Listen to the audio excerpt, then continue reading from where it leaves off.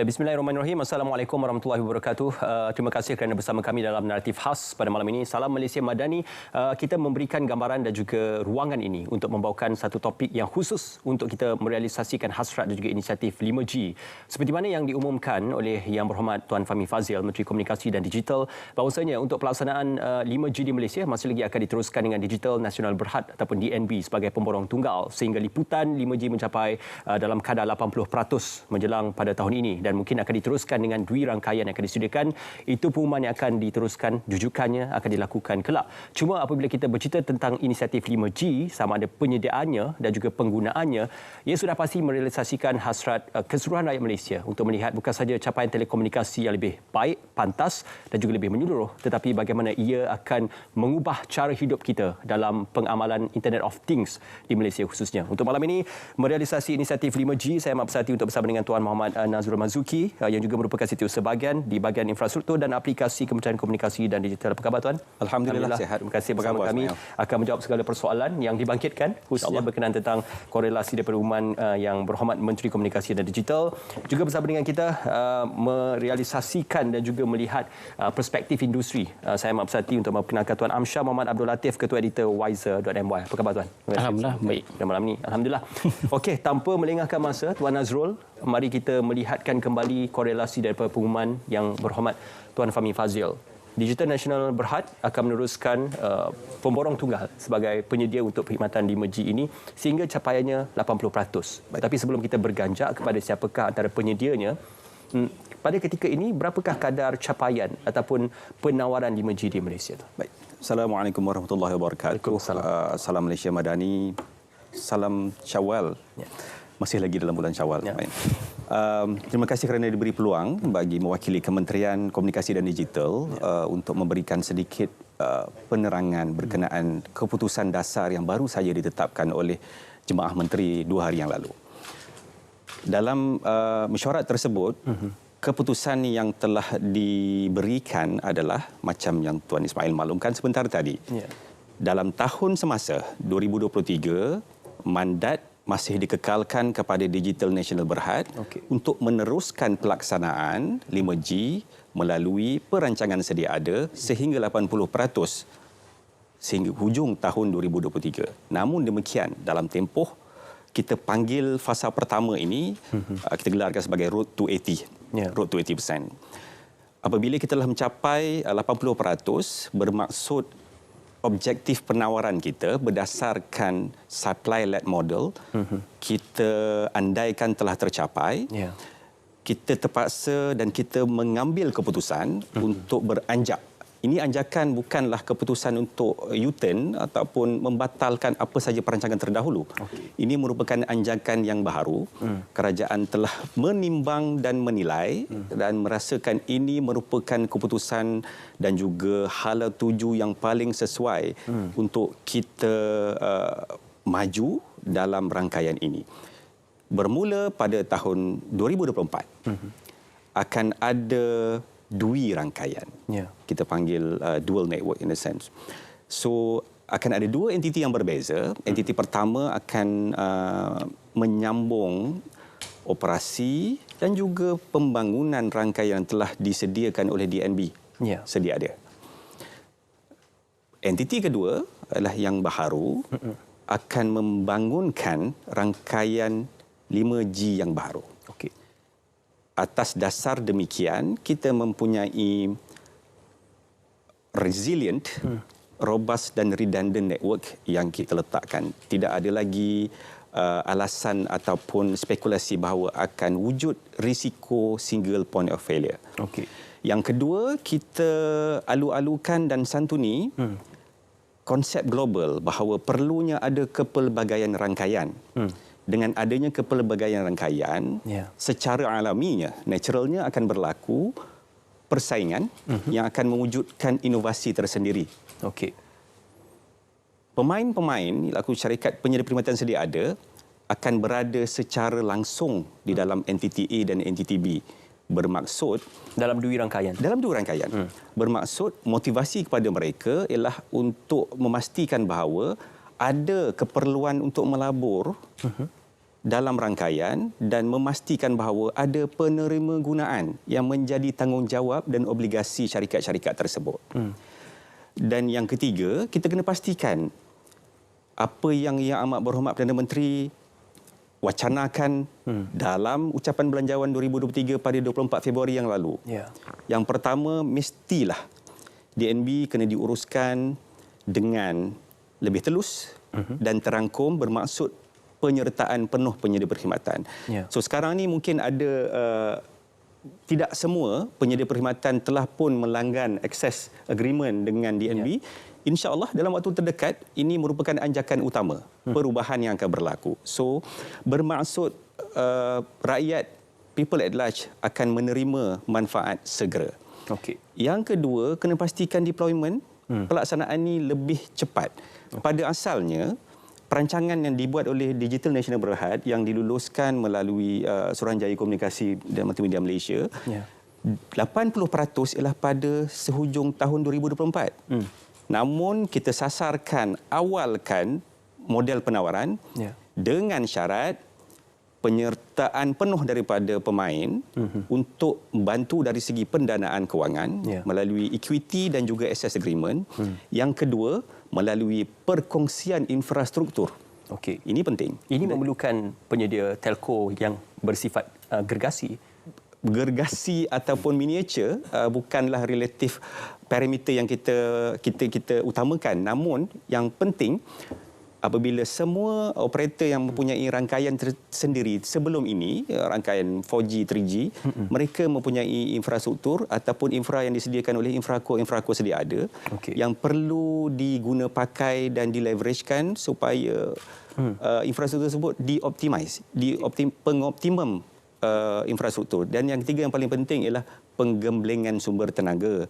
Sebab bila dalam industri telekomunikasi kita, anggaran sumber tenaga yang berada dalam industri dalam 130,000 hingga 150,000 yang berada di dalam telekomunikasi industri, sehingga 4G termasuk yang baru. Kita kena pastikan bahawa ada kelestarian dalam industri tersebut.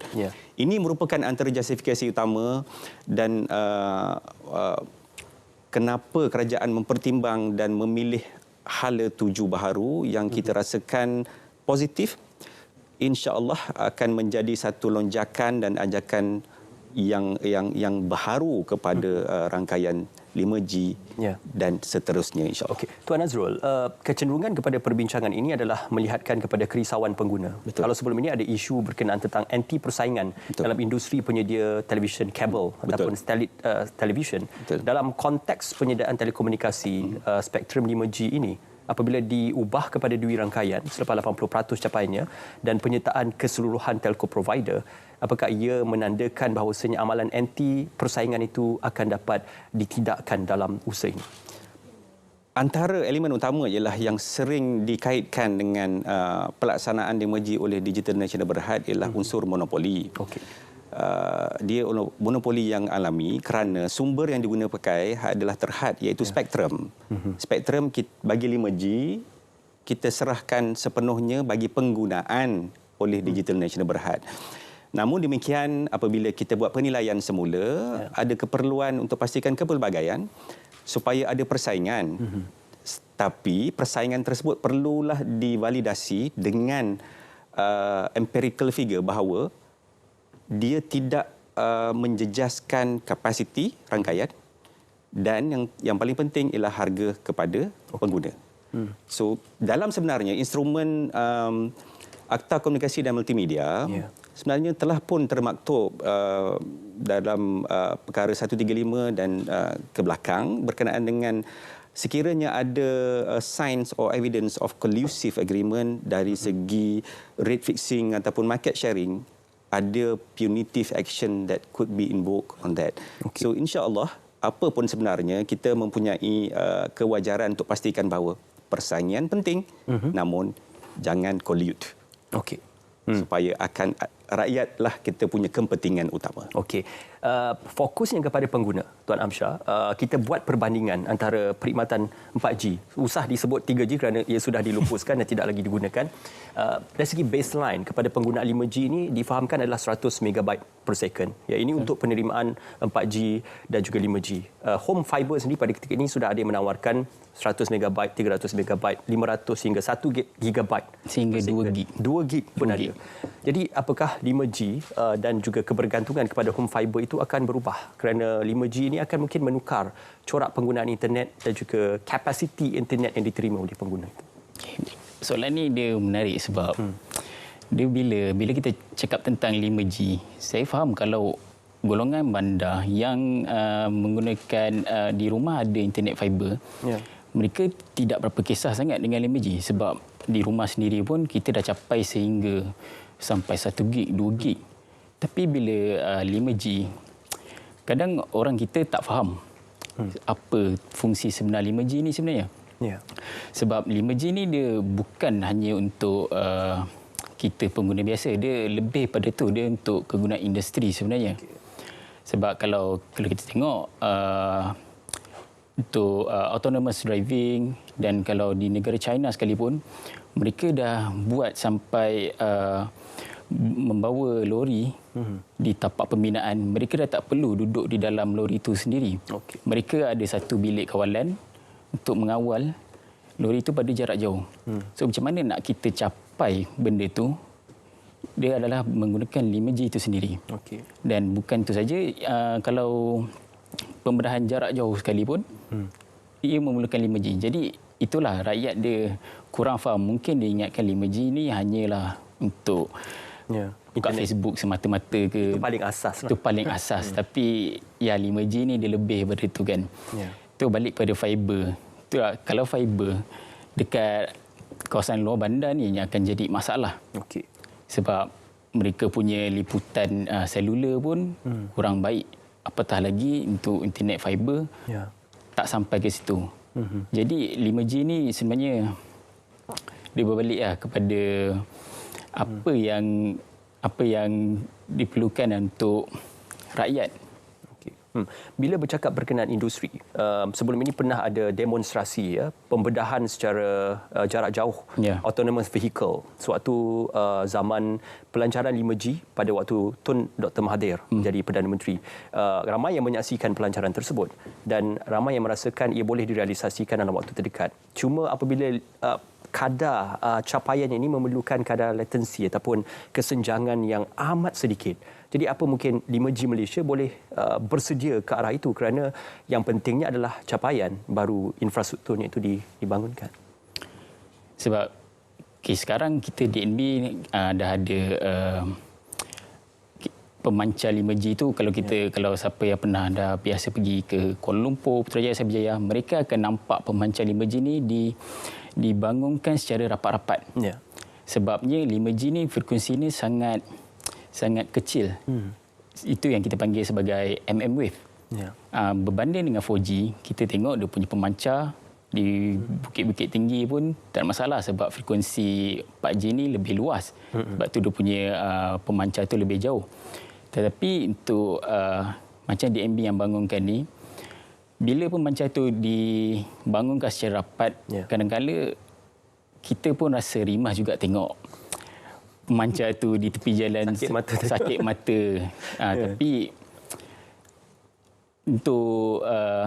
Tapi itu dah dibangunkan oleh DNB. Jadi kita memerlukan satu lagi entiti untuk bangunkan supaya dia boleh, orang kata apa, untuk bersaing bagi menawarkan 5G ini kepada rakyat. Penawaran 5G kepada rakyat. Tadi kita banyak beranalogi. Kita tidak guna menyediakan lebuh raya kalau kenderaannya itu tidak ada. Penerima gunaan itu yang penting. Dalam konteks penerima gunaan, baik dari segi domestic using, home using ataupun industrial using, apakah kita sudah bersedia untuk melalui suatu lebuh raya yang disediakan oleh pihak kerajaan ini? Okey. Ismail, kalau kita lihat sebenarnya, apa beza 5G dengan generasi-generasi rangkaian sebelum ini?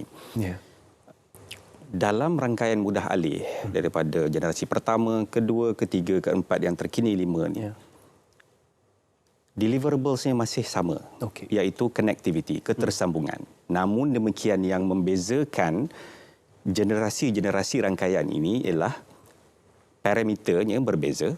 Mungkin kelajuan dahulu dibandingkan 1G, 2G akan ada secara alaminya semakin tinggi.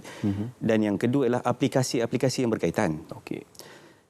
Apabila disediakan highway ataupun lebuh raya, namun jika tiada sebarang aplikasi yang boleh diguna pakai, dia agak bukanlah kita katakan pembaziran, namun tidak cekap bagi setiap spektrum yang telah pun kita berikan.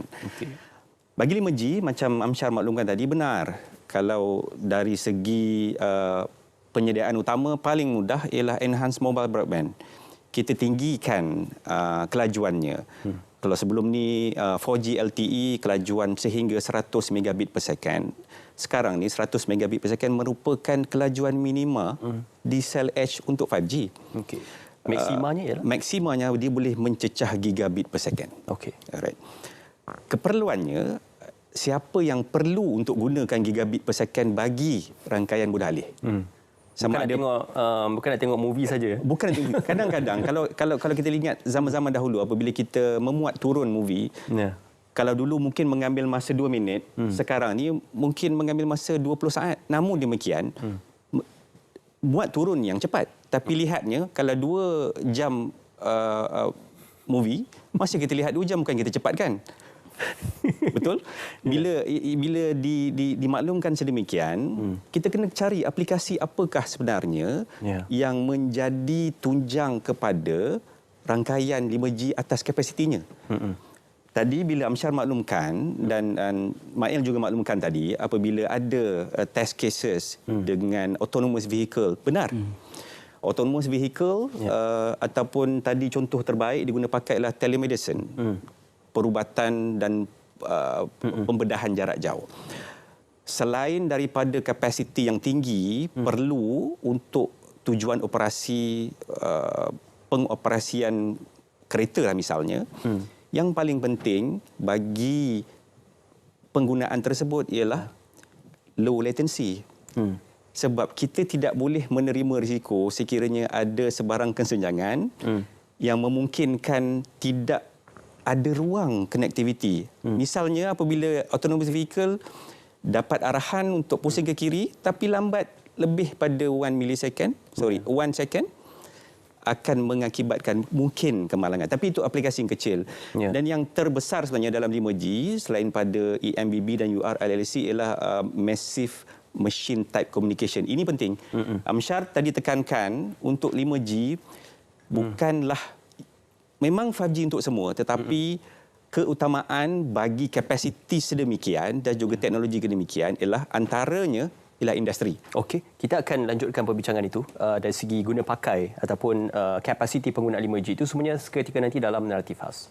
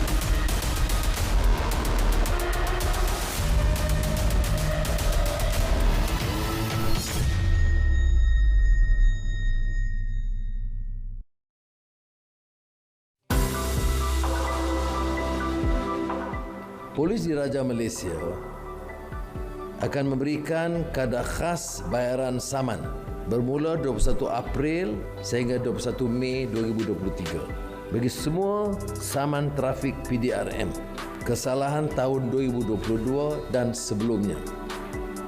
Setiap saman boleh diuruskan dengan kadar harga RM50 dan kadar khas ini tidak terpakai bagi saman trafik yang dikeluarkan pada tahun 2023.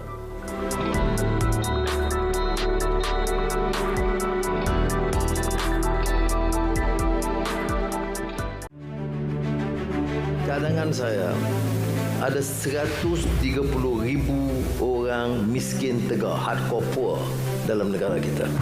Saya katakan pada tahun ini kita mesti noktahkan kemiskinan tegak dalam negara ini. Gunakan agama dan mengatakan tidak ada dalam Islam program menoktahkan kemiskinan sebab Islam menggalakkan bayar zakat. Tak betul.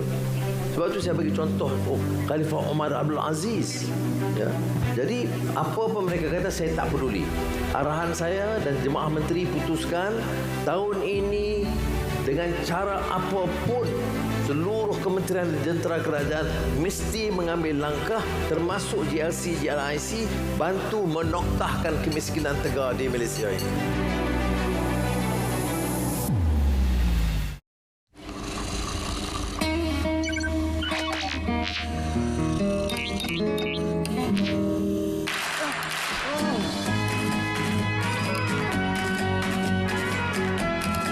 Padamkan komputer untuk lebih penjimatan.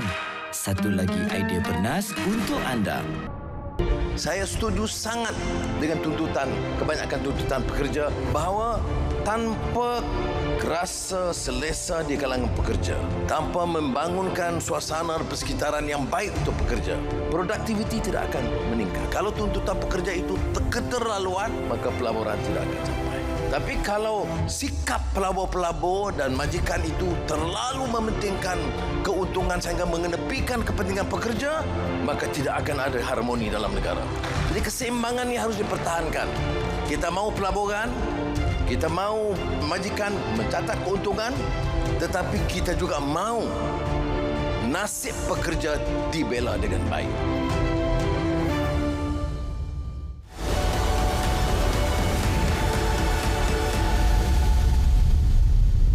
Besok kembali naratif khas merealisasi inisiatif 5G berkolerasi daripada respon dan juga pengumuman oleh Yang Berhormat Menteri Tuan Fahmi Fadzil. Tuan Nazrul, ini mungkin kesempatan terbaik untuk memperjelaskan. Financial Times ada menulis berkenaan dakwaan Kesatuan Eropah dan juga Amerika Syarikat berkenaan isu keselamatan yang melibatkan syarikat gegasi, kalau boleh disebut iaitu Huawei, dan juga yang melibatkan penyedia perkhidmatan tersebut iaitu Ericsson. Jadi dalam isu ini apa yang diperjelaskan di peringkat kementerian ataupun di peringkat penyedia perkhidmatan untuk 5G Malaysia? Okey Ismail. Kalau kita lihat dari segi perancangan DNB sebelum ini untuk outdoor radio access network, vendor yang telah pun dikontrakkan ialah Ericsson. Benar. Dan kita mempunyai bukanlah ugutan tetapi dikatakan bahawa cadangan ataupun nasihat untuk kita kekal dan jangan ambil mana-mana network equipment provider yang lain. Sebenarnya keputusan untuk memilih mana-mana network equipment provider bukanlah keputusan kerajaan. Okey. Semasa Digital Nasional Berhad memilih Ericsson tempoh hari pada pertengahan 2021, mereka melalui proses tender terbuka yang telus. Semua network equipment provider mempunyai ruang dan juga masa yang ditetapkan untuk membida. Namun apabila telah disempurnakan proses perolehan tersebut berdasarkan pengesahan daripada pihak ketiga, dirasakan Digital Nasional Berhad merasakan pada ketika itu Ericsson merupakan pakej rangkaian yang terbaik. Itu merupakan keputusan komersial. Kita tiada sebarang isu.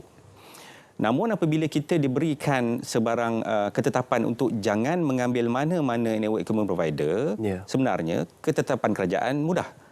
Kita tidak campur tangan dan tidak mempunyai polisi untuk menetapkan ada rangkaian yang perlu ataupun rangkaian yang tidak boleh diambil. Kita bersikap terbuka kepada provider dan juga negara-negara asal penyedia tersebut. Right. Bagi tujuan ini, kalau mengatakan bahawa tidak boleh mengambil Huawei, sebenarnya kalau kita lihat entiti A tadi akan diteruskan dengan Ericsson sedia ada. Okey. Yang kedua, entiti B dibenarkan untuk memilih apa-apa sahaja rangkaian yang bersesuaian atas dasar komersial. Komersial tersebut bukan bermaksud semuanya perlu berkisar komersial, tetapi elemen penting dalam setiap perolehan kena pastikan bahawa ada elemen cyber security measures. Okey. Menjadi amalan sedia ada sekarang, mana-mana rangkaian perlu menetapkan dan menyisipkan elemen cyber security sebagai elemen utama. Dan kalau kita cuba bandingkan sekarang sebenarnya, DNB pun sebenarnya bukanlah terikat kepada Ericsson sahaja. Macam saya maklumkan tadi. Untuk in-building communication, mereka mempunyai kontrak dengan ZTE yang berasal daripada negara China untuk tujuan rangkaian dalam bangunan di Malaysia. Jadi, rangkaian yang dibuat oleh DNB ialah rangkaian hybrid Ericsson dan juga ZTE. Okey. Apabila ada sebarang cadangan ataupun halangan untuk tidak mengambil mana-mana vendor daripada negara-negara lain, seperti mana dimaklumkan oleh Yang Berhormat Menteri, kita ialah negara yang berdaulat. Ya. Tidak menerima apa-apa saja campur tangan daripada negara-negara lain, dan dasar kita dasar terbuka. Okey. Melainkan ada dasar yang menetapkan sebaliknya. So isu sama ada keperluan Huawei bukanlah tentu dan pasti Huawei akan masuk, ataupun mana-mana syarikat yang dirasakan bersesuaian, itu akan bergantung kepada fasa kedua apabila dua rangkaian bermula kelak. Ya, saya memandang ini dalam mungkin perspektif yang positif kerana kemajuan 5G di China sudah jauh mendahului bukan sahaja Malaysia, negara di rantau Asia, tetapi juga negara-negara maju yang lain. Mereka sudah mula jauh ke hadapan. Apakah ini merupakan satu petunjuk kepada sebenarnya ada beberapa perkara yang perlu kita belajar, tidak hanya berkiblatkan Eropah, tetapi negara kuasa besar Asia dan dunia itu juga perlu kita ambil dan kita pelajari serba sedikit teknologi mereka. Tuan Amsyar. Okey, bila kita sebut 5G kan, sebab kita tahu pelaksanaan 5G di Malaysia ni dia unik. Sebab dia, pada asalnya dia menggunakan model SWN. Sebab bila kita lihat sebenarnya SWN ni sangat berisiko. Sebab negara-negara lain seperti Belarus, Rwanda dan Mexico sendiri, mereka dah mengalami kerugian dari segi kewangan. Sebab itulah bila wujudnya DNB, kita faham DNB ni wujud pada asalnya untuk telus kepada rakyat, ikutkan apabila ada DNB, kita boleh kawal harga 5G yang akan dipasarkan. Tetapi contohnya bila pemancar 5G itu dibangunkan sendiri oleh DNB, dia akan jadi isu. Sebagai contoh, andai kata kalau ada musibah di pemancar 5G itu sendiri, DNB yang akan dipersalahkan. Sebab semua penyedia telekomunikasi, mereka perlu melanggan ataupun menyewa dengan DNB. Tapi kalau kita tengok 4G dulu, mereka tak ada masalah. Mereka boleh je nak bangunkan sendiri. Kalau pada 4G itu sendiri, andai kata satu pemancar telco, saya bagi nama telco A lah, ada masalah pada pemancar itu sendiri, hanya telco A itu saja yang rakyat akan cari untuk, orang kata, untuk marah mereka lah sebab ada masalah. Tapi bila 5G ni, kita dah ada kebergantungan kepada satu entiti sahaja. Jadi bila dah semua 5G telco kena guna satu pemancar saja, inilah risiko, salah satu risiko besar yang DNB kena hadapi. Dan telco akan angkat tangan. Telco angkat tangan salah mereka kerana DNB yang bertanggungjawab. Jadi ini akan lagi menimbulkan perdebatan dan perbahasan yang lebih besar dan lebih dahsyat. Betul. Sebab itu bukan infrastruktur daripada mereka. Itu adalah daripada DNB. Kalau 4G kita faham, rakyat akan cari telco-telco tertentu saja. Tapi bila ada dua rangkaian ni, sebenarnya sekurang-kurangnya telco ni dia ada option lain yang diorang boleh guna. Tadi Tuan Amsyar menyebut berkenaan tentang mungkin dari segi memantau harga. Tidak kita gunakan secara terperinci pengawalan harga kerana dalam pasaran ekonomi yang dikatakan bebas ini, kawalan harga itu mungkin tidak molek untuk digunakan. Memantau harga. apa mungkin dengan kehadiran DNB, penyediaan kepada menara tersebut dan akan dilanggan oleh telco provider, dia akan menentukan suatu julat harga yang kompetitif dan boleh diterima kepada pengguna. Kerana sebelum ini banyak aduan pengguna mungkin terlalu mahal yang dinikmati. Antara elemen utama kenapa evolusi generasi-generasi rangkaian bergerak kepada rangkaian generasi berikutnya adalah apabila wujud teknologi maturity dan juga spectral efficiency secara tidak langsung akan memanifestasikan price erosion. Okey. Dalam erti kata lain, bila bergerak kepada generasi yang baru, sepatutnya, sewajarnya harga akan menurun. Okey. Kerana teknologi telah pun diguna pakai untuk memastikan kecekapan spektrum. Dalam tujuan ini, semasa kita bangunkan DNB tempoh hari, apabila dia dibangunkan sebagai pemborong tunggal, dia single wholesale network, penyedia rangkaian borong tunggal, mereka perlu meletakkan satu garis harga yang berpatutan, dan ini divalidasi sebagai jauh lebih murah daripada rangkaian sebelum ini. Okey. Ada yang mengatakan bahawa sehingga 13 sen per gigabyte, ada yang 12 sen, ada yang 10 sen. Sebenarnya ada satu instrumen untuk memastikan bahawa apabila ada satu pembekal borong, harganya mesti sama kepada semua pelanggan. Kalau harganya tidak sama, tidak adil lah. Misalnya, kalau DNB jual kepada Telco A, harga sedemikian, Telco B harga lain, tidak adil. Atas dasar itu, kita menyediakan Reference Access Offer, RAO. RAO inilah yang sebenarnya menjadi garis harga untuk borong yang kita nyatakan tadi. Bila kita letak garis harga melalui RAO, yang lain mempunyai non-discriminatory dan equitable access, harganya sama. Okey. Apabila diletakkan, sebenarnya harga yang diguna pakai untuk instrumen dalam reference access offer ialah melalui gigabit per second. Dan apabila dianjakkan nanti pada 2024, yang menarik ialah apabila kita telah menyatakan bahawa dengan rangkaian borong tunggal, kita dapat harga A. Apabila kita buat dua rangkaian, kita kena pastikan kedua-dua ni no worse off. Okey. Setara lah. Setara ataupun makin baik. Kerana apabila wujud persaingan, competitive suppression akan mewujudkan harga akan semakin menurun. Okey. Tapi garis harga masih sama dan insya-Allah dalam sela-sela tahun berikutnya kita akan buat dalam bentuk instrumen yang lebih komprehensif. Apa mungkin kalau wujudnya dua rangkaian itu nanti akan mewujudkan lebih banyak telco provider dalam negara kita?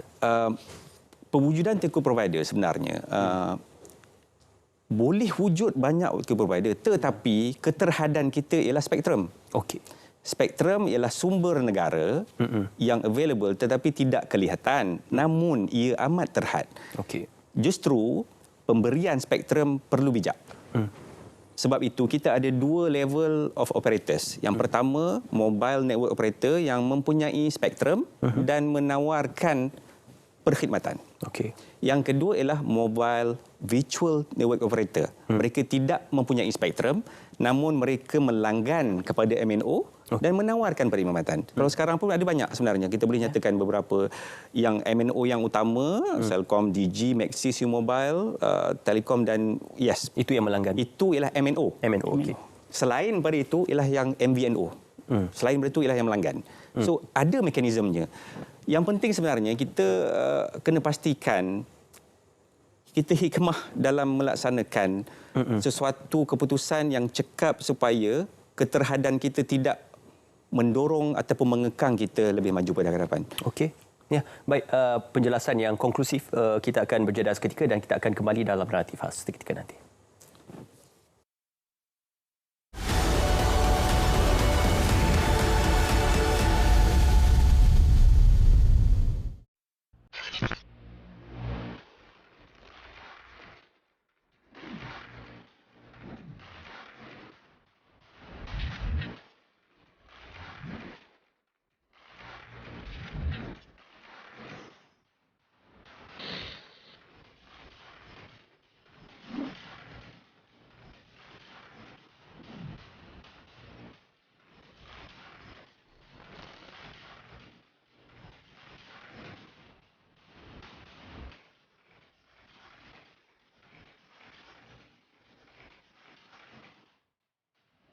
Sedar atau tidak, dunia kini sedang menghadapi krisis tenaga elektrik. Sejak dari tahun 2021 hingga pertengahan 2022, kita menyaksikan kesan ketara kenaikan harga elektrik di seluruh dunia.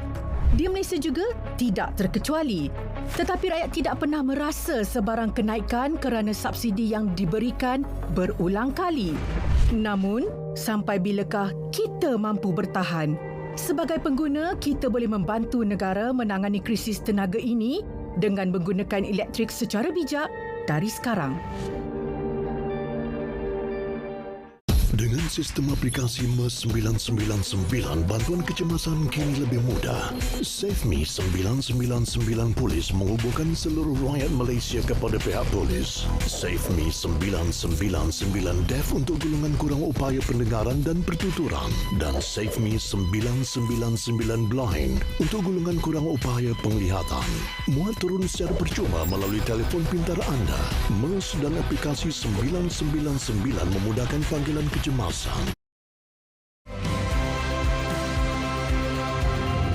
Malaysia Madani. 5 jari dengan jalur merah putih merupakan simbolisme kepada rukun negara. Bulan sabit. Bulan merupakan simbol kepada agama Islam sebagai agama persekutuan. Bulatan. Bulatan berwarna biru menandakan kebulatan muafakat dan perpaduan di kalangan rakyat. Bintang. Bintang berbucu 14 menandakan perpaduan di kalangan 13 buah negeri dan wilayah persekutuan. Warna biru, kesatuan nasional, keterangkuman dan persaudaraan. Warna kuning, nilai tradisi, kebudayaan dan kearifan tempatan. Warna putih, keluhuran budi, kesucian hati dan hasrat murni. Warna merah, keberanian jati diri dan keazaman. Malaysia Madani, negara bangsa progresif. Kita akui pertama, upah pekerja di Malaysia ini harus ditingkatkan. Saya tidak mahu majikan, pakar ekonomi atau menteri mempertikaikan ini. Ini kenyataan kita harus terima. Kerajaan yang bertanggungjawab, Madani harus ada ihsan dan terima kenyataan bahawa di antara tanggungjawab kita ialah meningkatkan upah bagi pekerja swasta dan juga kerajaan.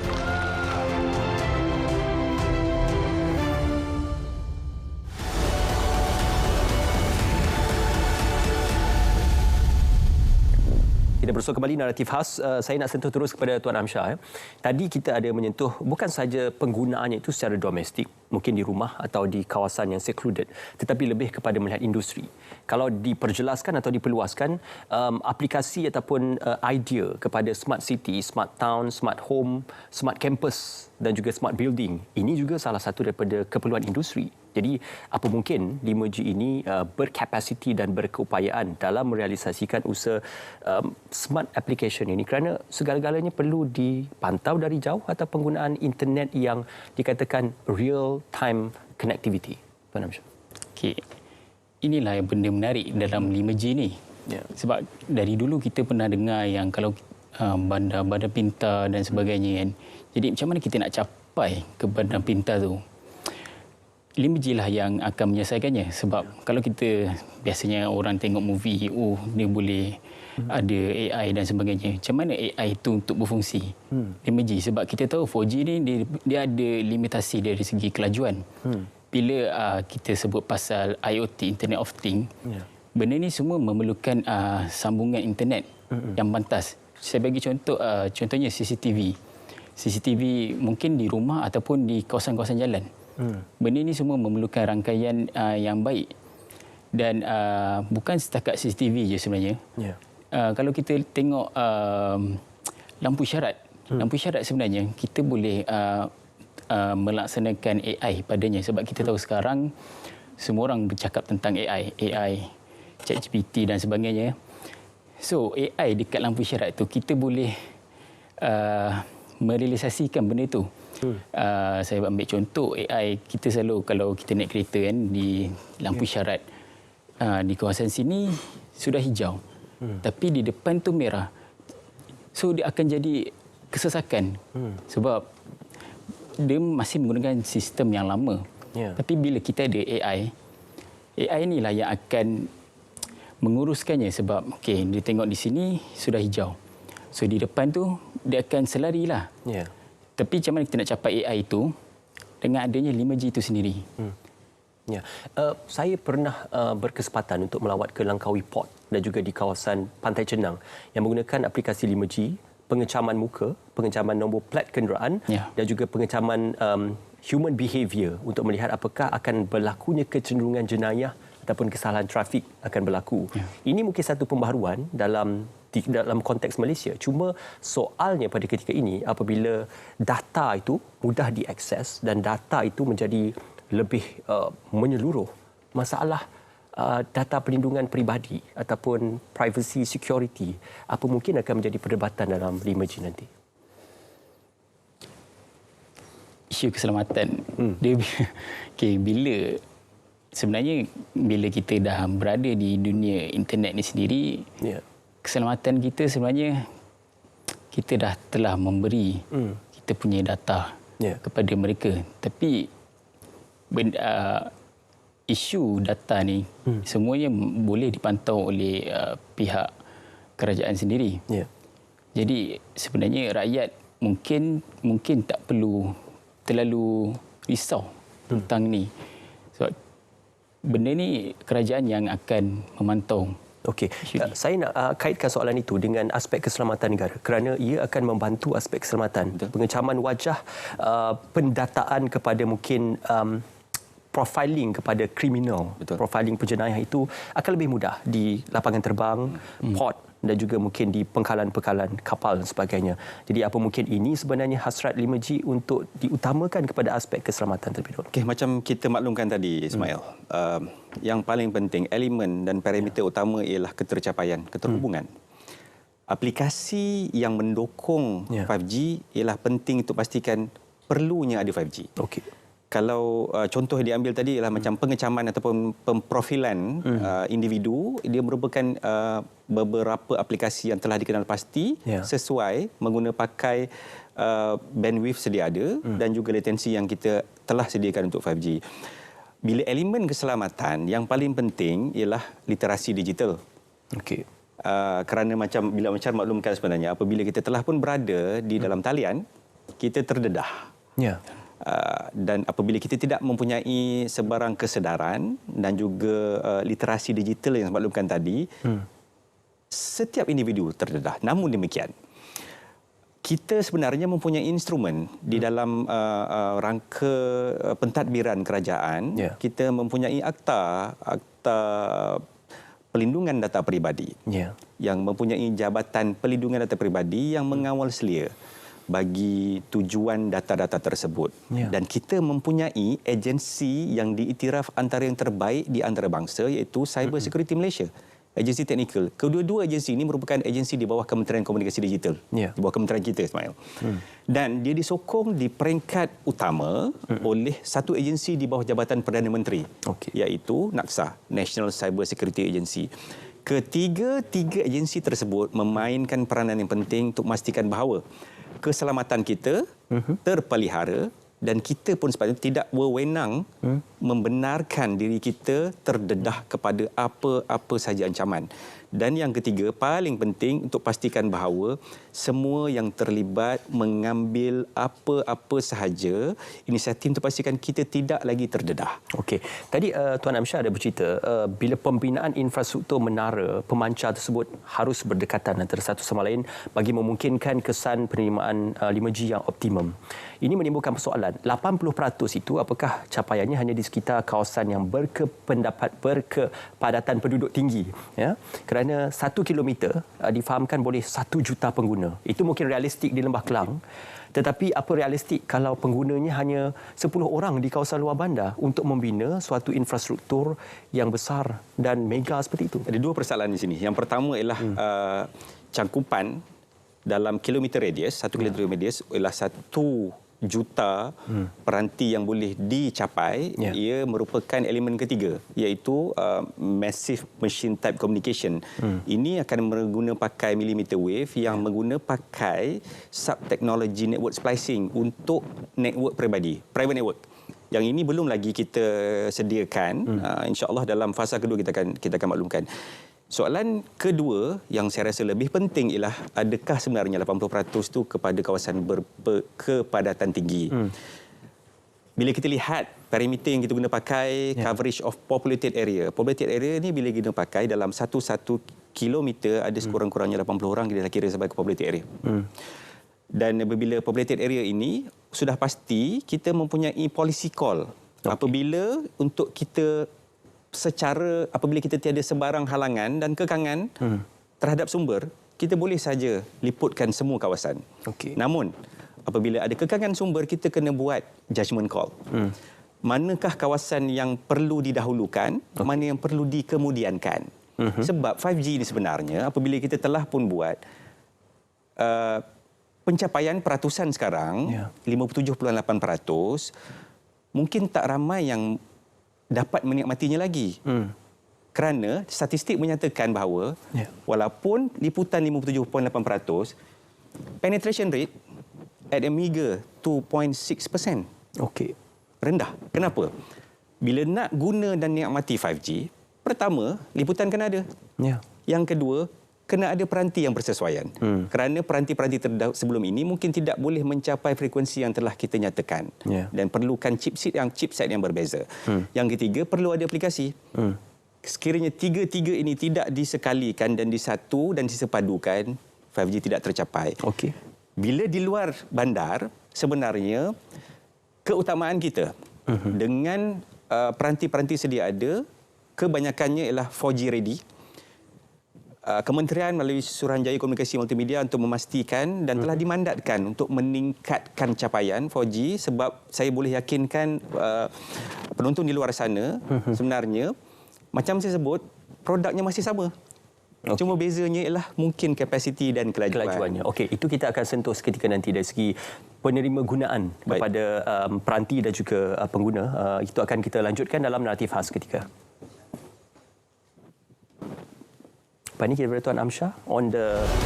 sebab tadi kita...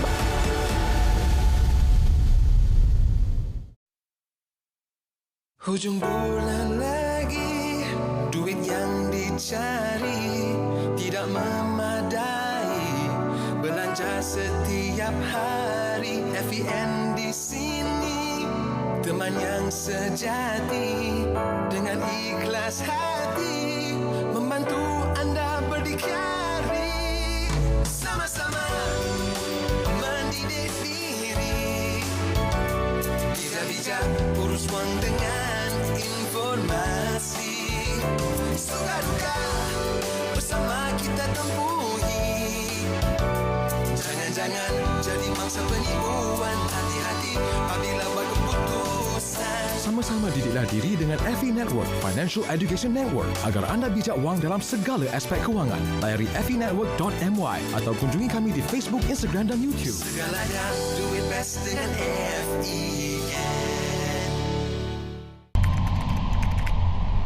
Hentikan penyebaran kandungan berbau hasutan. Dekati kedamaian, pupuk persefahaman dan jauhi perbalahan. Bersama-sama kita memupuk semangat perpaduan. Hindari sebarang tindakan yang boleh mencetuskan provokasi kaum. Raikan hari perayaan di Malaysia bersama-sama dengan mengunjungi antara satu sama lain. Selain mengeratkan silaturahim, masyarakat juga dapat memahami dan menghormati perayaan di Malaysia. Sertai aktiviti kemasyarakatan dan sukan bersama-sama. Dan sebaran mesej positif mengenai kepentingan perpaduan oleh media massa. Sekiranya terdapat maklumat kandungan sensitif, berbaur agama, bangsa dan institusi diraja atau 3R, laporkan kepada Suruhanjaya Komunikasi dan Multimedia Malaysia SKMM. Saya merasa sunyi dan perasaan sedih berpanjangan. Saya sering menyalahkan diri dalam setiap permasalahan. Saya kerap mempunyai pandangan negatif terhadap diri sendiri. Awas. Itu tanda-tanda kemurungan. Jangan pandang remeh kerana masalah kesihatan mental di Malaysia dijangka menjadi masalah kesihatan kedua tertinggi selepas penyakit jantung. Jangan biar emosi mengawal diri anda.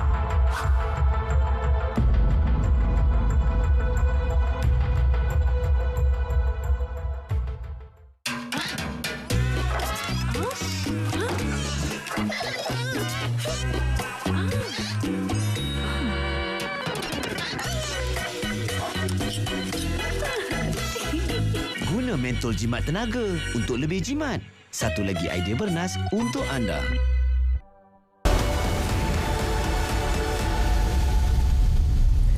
Bersua kembali dalam naratif khas merealisasi inisiatif 5G. Soal yang paling penting adalah pengguna household ataupun pengguna domestik. Bukan sahaja industri kerana ia mungkin akan melibatkan aspirasi perniagaan dan bisnes mereka. Tuan Amsyar, ya, soal daripada pengguna kepada perkhidmatan 5G ini, apa perlu untuk mereka bertukar kepada suatu peranti yang boleh menyokong atau support kepada perkhidmatan 5G? Kerana pada ketika ini 4GB RAM atau 4GB RAM mungkin sudah dianggap sebagai ketandusan dari segi kelajuan teknologi. Memerlukan mungkin 8GB RAM, 256 gig dan sebagainya, dan memerlukan SIM card dalam kata yang baru. Mungkin eSIM yang diperlukan. Jadi apa mungkin soal pengguna adalah perlu berubah segala-galanya, bukan saja dari segi langganan internet tetapi juga peranti mereka. Okey, bila kita dah beralih ke generasi kelima, rangkaian generasi kelima, macam Tuan Azrul cakap tadi, bila soal 5G dia ada 3 perkara tu. So sebenarnya rakyat dia kena bersedia bila kita dah 5G ni secara meluas di Malaysia. Pertama sekali dia bukan pelan telco tu sendiri, pelan internet tu. Sebab andai kata, saya rasa ramai masih tak tahu dia punya pelan ni menyokong 5G ke tidak. Okay. Andai kata pelan internet mereka ni ada 5G, tetapi adakah telefon pintar yang diorang pakai tu menyokong 5G? Yeah. Jadi sebenarnya rakyat nak tak nak kena berubah juga. Okay. Sebab saya rasa masih ramai yang menggunakan phone yang hanya menyokong 4G. Walaupun dia punya pelan internet tu dah menyokong 5G. Dan kalau dia punya pelan dah menyokong 5G juga, sebenarnya pengguna ni dia kena buka sendiri aplikasi mana-mana telco yang diorang langgan. Dia kena melanggan pula pakej yang menawarkan 5G. Sebab kebanyakan pakej internet sekarang dia hanyalah 4G, dan kalau mereka mahu menggunakan 5G, mereka perlu langgan yang lain. Jadi itulah, kita kena, kalau kita faham phone 5G mungkin akan ada yang anggap terlalu mahal sampai 4,000, 5,000, 6,000. Tapi sebenarnya telefon pintar dia seiring juga dengan rangkaian. Dia berevolusi. Kalau dulu kita nak dapatkan sebuah phone 5G perlu membelanjakan sehingga 4,000, 5,000. Tapi sebenarnya telefon Android saya cakap dah ada yang menawarkan bawah 1,000 untuk rangkaian 5G. Namun soal yang kedua, kekerapan penukaran kerana suasana atmosfera penyedia perkhidmatan operator atau operasi iOS, Symbian ataupun Android, mereka berubah saban tahun merujuk kepada dan juga berkolerasi dengan perubahan internet ataupun 5G. Ini juga mungkin menimbulkan persoalan. Peranti juga perlu sentiasa diubah dan dikemaskini atau upgrade. Jadi banyak lagi perbelanjaan perlu dilakukan untuk 5G ini. Bila perkara itu dia terlalu teknikal untuk pengguna faham. Bila mereka pergi je untuk beli telefon, diorang akan cari 5G, dan pihak syarikat pengeluar telefon ni pun mereka bijak. Bila mengeluarkan sesuatu peranti, mereka akan tulis siap-siap 5G. Jadi bila ada phone tu 5G, jadi rakyat yang pengguna yang kurang arif pasal ni, phone ni bila mereka mau beli sokong 5G. Tapi macam saya cakap, sekarang telefon 5G sebenarnya dah terlalu lambatkan di pasaran. Malah yang bermula 700-800 pun sudah. Cuma persoalannya sekarang mungkin kerajaan boleh mengeluarkan inisiatif telefon rahmah ke, sebab kita dah ada internet rahmah, pakej perpaduan jalur lebar. Mungkin kita boleh keluarkan satu pelan khas untuk telefon pintar Itu antara sebenarnya apabila kita menetapkan anjakan kepada dua rangkaian. Itu antara motivasi yang kita tetapkan kepada penyedia perkhidmatan, kerana yang mampu menawarkan pakej dan dibandalkan ataupun apa saja termasuk peranti ialah operator, bukannya wholesaler. Sebelum ini DNB. So DNB tidak boleh menawarkan sebab mereka mempunyai ketetapan dan halangan untuk tidak boleh masuk ke peruncitan. Dan kita tetapkan selepas ini kepada penyedia-penyedia perkhidmatan untuk meningkatkan kemampumilikan peranti. Melalui pakej-pakej yang rahmah mungkin. Langganan yang paling kita rasakan bersesuaian dan berkemampuan bagi mereka yang di dalam kategori yang berbeza. Tidak boleh dikumpulkan dalam kepompong yang sama, tapi itulah sebenarnya motivasi dan kita tetapkan kepada operator. InsyaAllah apabila kita anjakkan kepada fasa kedua, fasa yang berfokuskan kepada penerima gunaan dan juga inovasi, antara lainnya elemen yang perlu ditanggungjawab dan diterima obligasi tersebut oleh operator ialah pastikan kemampumilikan peranti tersebut dan apa-apa saja aplikasi yang berkenaan dapat diguna sepenuhnya dan diberikan kepada rakyat seluruh. Saya percaya dalam isu ini kita walk the talk. Untuk merealisasikan hasrat ini bukan hanya pengumuman dari semasa ke semasa. Apa mungkin janji ataupun hasrat daripada Kementerian Komunikasi dan Digital dalam ke arah 80% capaian 5G di Malaysia tahun 2023? So insyaAllah Kementerian Komunikasi dan Digital committed, kerana DNB pun merupakan agensi yang telah pun diletakkan di bawah Kementerian Komunikasi dan Digital. Kita pun telah menerima komitmen daripada kesemua penyedia perkhidmatan untuk turut serta dalam merealisasikan Road to 80, bak kata YB Ministry. Road to 80 is basically pivotal untuk kita pastikan sebelum kita beranjak kepada dua rangkaian. Dan insya-Allah semua sumber akan digemblengkan dan kita akan pohonkan pemudahcaraan daripada pelbagai pihak dan doakan yang terbaik. Yang penting matlamat kita untuk memastikan rakyat keseluruhan menerima manfaat, insya-Allah. Sama-sama kita merealisasikan inisiatif 5G. Terima kasih Tuan Nazrul, terima kasih Tuan Amsyar. Kita harapkan agar Wiser.my akan lebih banyak membuat artikel-artikel berkenaan tentang peranti-peranti baru yang diperkenalkan. Mungkin boleh membantu para pembaca dan juga pengguna untuk mengenal berkenaan tentang peranti yang bersesuaian ditawarkan untuk 5G. Terima kasih bersama kami. Terima kasih Tuan Nazrul dari Kementerian Komunikasi dan Digital, dan juga terima kasih pihak KKD bersama dengan kami pada malam ini memberikan gambaran naratif khas iaitu merealisasi inisiatif 5G. Ini usaha kita untuk ke arah penambahbaikan bukan saja komunikasi tapi juga penambahbaikan Internet of Things dan juga bergerak ke hadapan melalui telekomunikasi dan internet. Dengan itu, Assalamualaikum, salam Malaysia Mantap.